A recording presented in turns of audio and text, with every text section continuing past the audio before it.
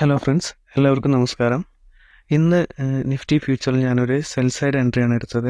So ആ trade എടുക്കാനുണ്ടായിരുന്ന റീസണും മറ്റു ഡീറ്റെയിൽസും ഒക്കെ ഞാൻ ഈ വീഡിയോയിൽ ഓർഡർ ഫ്ലോയും ചാർട്ടും അതേപോലെ നോർമൽ ചാർട്ടും വെച്ചിട്ട് എക്സ്പ്ലെയിൻ ചെയ്തുതരാം.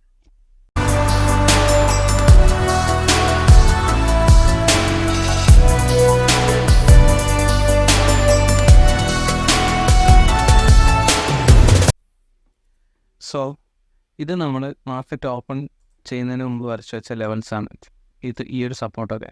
അപ്പോൾ ഇന്ന് മാർക്കറ്റ് ഓപ്പൺ ചെയ്തത് ഈ ഒരു സപ്പോർട്ട് നമ്മൾ വരച്ച് വെച്ച ഈ ഒരു സപ്പോർട്ടിന് താഴെയാണ്. അതായത് ഈ ഒരു റെസിസ്റ്റൻസിൻ്റെ താഴെ ആണ് മാർക്കറ്റ് ഓപ്പൺ ചെയ്തത്. മാർക്കറ്റ് ഓപ്പൺ ചെയ്ത് ഫസ്റ്റത്തെ ഒരു ബുള്ളിഷ് ക്യാൻഡിൽ, ഈ ഒരു ബുള്ളിഷ് ക്യാൻഡിലിനെ നമ്മൾ ഓർഡർ ഫ്ലോയിൽ നോക്കുന്ന സമയത്ത് ഈ ഒരു ബുള്ളിഷ് ക്യാൻഡിലിനെ നമ്മൾ ഓർഡർ ഫ്ലോയിൽ നോക്കുന്ന സമയത്ത് ഒരു മിനിറ്റ്, ഈ ഒരു ഇതാണ് ഫസ്റ്റത്തെ ഓപ്പൺ ചെയ്ത ഫസ്റ്റത്തെ 5 മിനിറ്റ് ക്യാൻഡിൽ.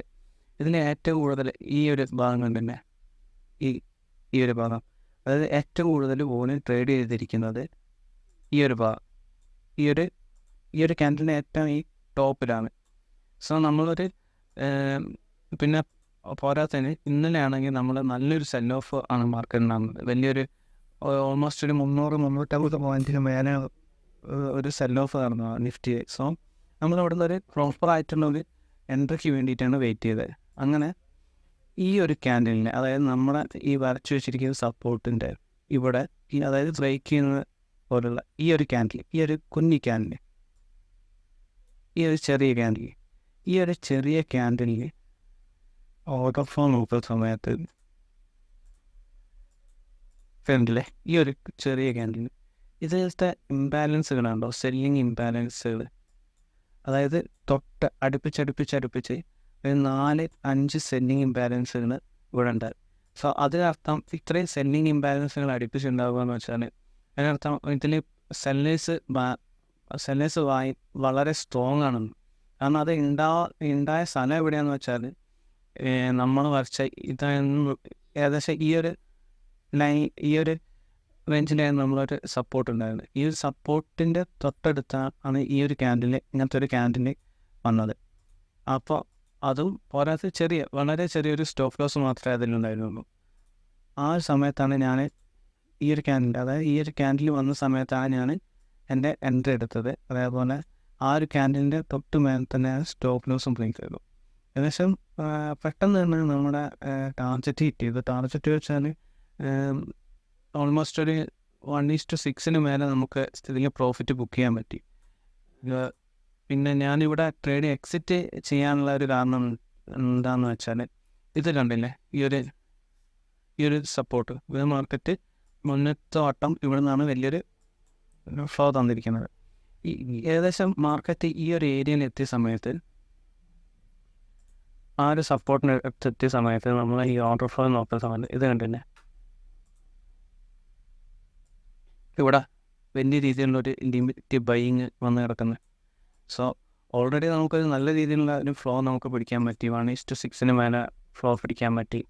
സോ ഈ ഒരു ക്വാണ്ടിറ്റി കണ്ടപ്പോൾ നമ്മൾ ഇവിടുന്ന് എക്സിറ്റ് ചെയ്യുക ചെയ്തത്. അതായത് കൃത്യം ഈ ഒരു ഫ്ലോൻ്റെ നല്ലൊരു പേഴ്സൻറ്റേജ് നമുക്ക് ഇവിടുന്ന് ബുക്ക് ചെയ്യാൻ പറ്റി.